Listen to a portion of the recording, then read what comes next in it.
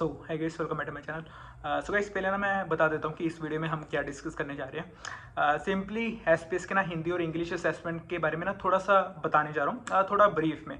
Specially Hindi assessment के बारे में, जो भी हिंदी असेसमेंट में डाउट्स है ना, मोस्टली मैं बताता हूँ कि क्या क्या डाउट्स होते हैं। उसके बाद पहले तो ना जो लिंक्स एसपीएस के ना वो सभी डिस्क्रिप्शन बॉक्स में मिल जाएंगे, इवन की पिन कमेंट्स में। जो पुरानी वीडियो में लिंक्स थे ना, उसमें से कर्नाटका का लिंक पहले लाइक वो खत्म हो गया था, ठीक है, कि उसमें वैकेंसी चली गई थी, और इवन की मुंबई वाले में भी वैकेंसी चली गई थी। अब दोबारा से ना मैं पहले तो मैं बताता हूँ लिंक्स के बारे में, ठीक है, ताकि कोई कंफ्यूजन नहीं होनी चाहिए। कर्नाटका का लिंक डिस्क्रिप्शन बॉक्स में है, मुंबई वाला लिंक डिस्क्रिप्शन बॉक्स में है, वेस्ट बंगाल वाला लिंक डिस्क्रिप्शन बॉक्स में है, हैदराबाद वाला लिंक डिस्क्रिप्शन बॉक्स में है। अब जो बाकी स्टेट्स रह गई है ना, तो उनके लिए ना एक एसपीएस का ना फीडबैक सर्वे फॉर्म का लिंक मिल जाएगा। जैसे कि पंजाब का, उत्तर प्रदेश का, या कोई भी आंध्र प्रदेश का, जिनके स्पेसिफिक लिंक्स मेरे पास एसपीएस के नहीं है, इवन कि बहुत ढूंढने पे भी ना मेरे को वो लिंक्स नहीं मिले, ठीक है, तो उसके लिए ना एक फीडबैक सर्वे फॉर्म वाला लिंक डिस्क्रिप्शन बॉक्स में मिलेगा, प्लीज उस पर अप्लाई कर सकते हैं, ठीक है। ये था बाकी स्टेट्स के लिए। अगर इवन की जो वेस्ट बंगाल या हैदराबाद या कोई भी डिफरेंट स्टेट्स के लिंक है भी है ना, इवन कि अगर वो भी रजिस्टर करना चाहते हैं सर्वे फॉर्म वाली पे, तो वो भी कर सकते हैं, उसमें कोई इशू नहीं है, ठीक है। वो बेसिक कॉमन लिंक है सर्वे फॉर्म वाला, ठीक है। तो ये था मेन पॉइंट। अब ना मैं हिंदी असेसमेंट वाले क्वेश्चंस पे आता हूँ। गाइस, इंग्लिश असेसमेंट का बेसिकली सबको पता है कि इंग्लिश असेसमेंट के कैसे आंसर देने हैं। राउंड हिंदी एंड इंग्लिश में ना वही रहते हैं, reading, speaking, writing and listening, ये 4 सेक्शंस होते हैं। अब जो हिंदी में डाउट्स है ना, स्पेशली ईमेल वाले पार्ट में, ईमेल वाला पार्ट कौन सा, जो writing part, last 4th section, जिसमें 3 ईमेल्स आती हैं जो स्क्रीन पे डिस्प्ले होती हैं, हमें उन ईमेल को लिखना पड़ता है। टाइपिंग वाला पार्ट है ना, अब ना जैसे मैं इसके ना 2 सोल्यूशन बताता हूँ। Please writing part specially Hindi assessment में इंग्लिश में टाइप मत करना, जो प्रॉपर प्रोफेशनल इंग्लिश है वो नहीं टाइप करनी। जैसे इंग्लिश होती है ना, अब जैसे कि हिंदी एंड इंग्लिश का मिक्सचर, जो हम व्हाट्सएप पे अपने फ्रेंड्स के साथ बात करते हैं, ठीक है, सभी लिखते हैं इंग्लिश में, बट वो हिंदी एंड इंग्लिश मिक्स होती है, ठीक है। तो वैसे लिखना, ये भी ट्राई कर सकते हो। वैसे तो एचआर स्क्रीन ग्राउंड में मेंशन करते हैं कि इंग्लिश हम लिख सकते हैं। अगर इस पे भी नहीं लिख सकते ना, तो अपने ना सिस्टम पे लैपटॉप पे ना एक हिंदी कीबोर्ड डाउनलोड कर लेना, ठीक है। तो उसकी ना वीडियोस यूट्यूब पे मिल जाएंगी, how to install Hindi keyboard in laptop, ठीक है। बहुत सारी वीडियोस मिल जाएंगी।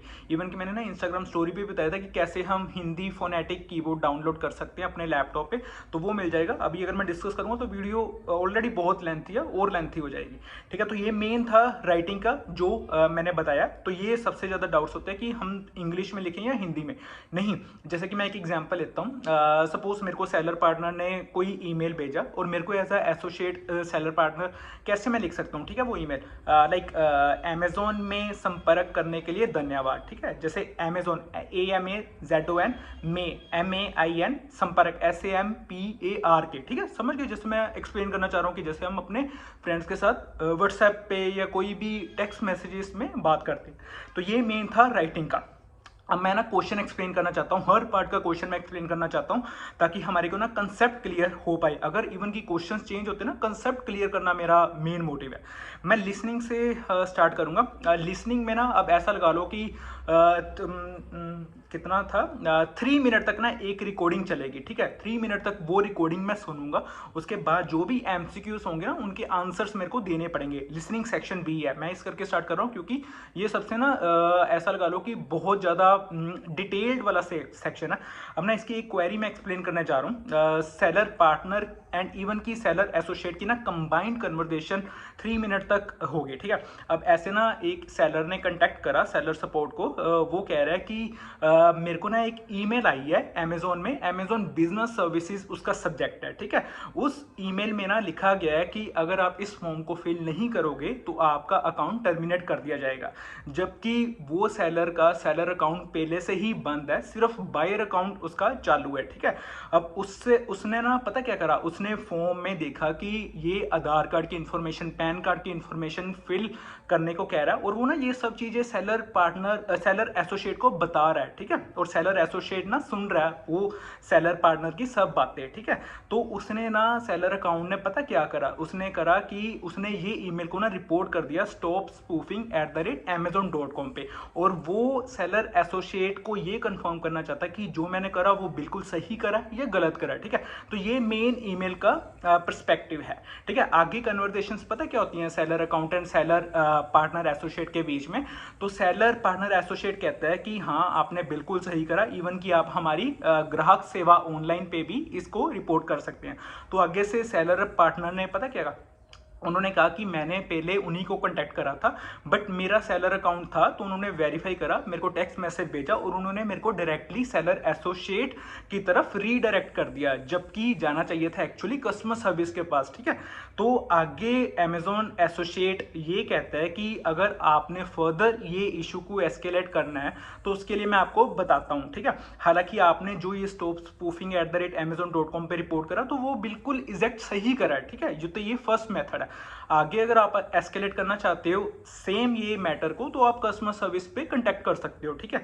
तो ये कन्वर्सेशन थी। अब इसके एमसीक्यू कैसे आ सकते हैं? इसके एमसीक्यू आ सकते हैं कि सेलर एसोसिएट ने लाइक उसको क्या सोल्यूशन दिया, ठीक है। तो ऐसे आगे एमसीक्यू की ऑप्शंस होंगी।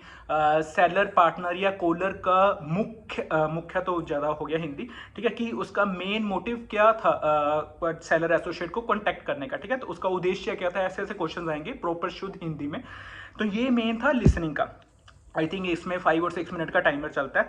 अब मैं आता हूँ राइटिंग समझाने के लिए। राइटिंग का मैंने बताया ना कि हम इंग्लिश में लिख सकते हैं, हिंदी में लिख सकते हैं, तो ये सेकंड था। राइटिंग में 3 ईमेल्स होती है, मैं एक ईमेल को ना समझाने जा रहा हूँ। एक ना सेलर का, तो ये ईमेल ना सभी स्क्रीन पे डिस्प्ले होंगी। मेरे को कैसे इसका आंसर देना वो भी मैं बताता हूँ आगे। क्वेश्चन सुनो पहले।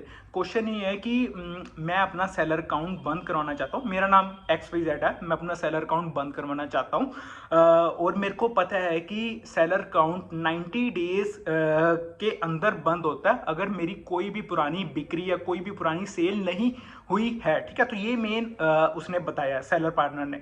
उसने कहा कि मेरी पुरानी बिक्री 30 डेज पहले हुई थी, बट इवन कि अगर मेरे अकाउंट पे अगर चेक करोगे तो मेरे अकाउंट पे कोई भी ड्यूज नहीं है, कोई भी पेंडिंग ट्रांजैक्शन नहीं है, कोई भी पेंडिंग ऑर्डर नहीं है, ठीक है। तो ये सेलर अकाउंट कह रहा है।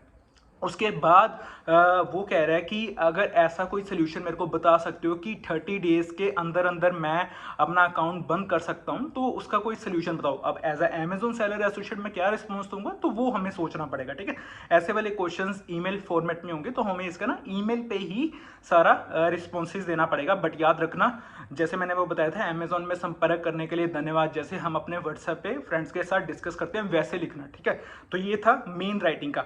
अब मैं आता हूँ कौन सा पार्ट रह गया, स्पीकिंग पार्ट। स्पीकिंग में 5 क्वेश्चंस होते हैं। सबसे डिटेल्ड और सबसे बोरिंग सेक्शन स्पीकिंग वाला होगा, जिसमें हमें बोलना पड़ेगा जो भी सेलर अकाउंट की क्वेरीज होंगी। अब एक क्वेरी का एग्जांपल लेता हूँ, पर्स रिलेटेड क्वेरी है, ठीक है। एक सेलर अकाउंट सेलर पार्टनर है, ठीक है।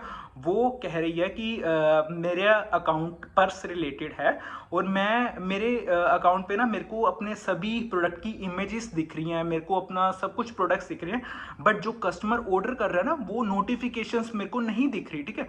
तो वो नोटिफिकेशंस देखने के लिए मेरे को गाइड कर दो। इवन कि वो ना अपना प्रोडक्ट डिस्क्रिप्शन भी चेंज करना चाहती है, बट उसको पता नहीं कि प्रोडक्ट डिस्क्रिप्शन कैसे चेंज करते हैं, ठीक है, जो भी प्रोडक्ट की इन्फॉर्मेशन है।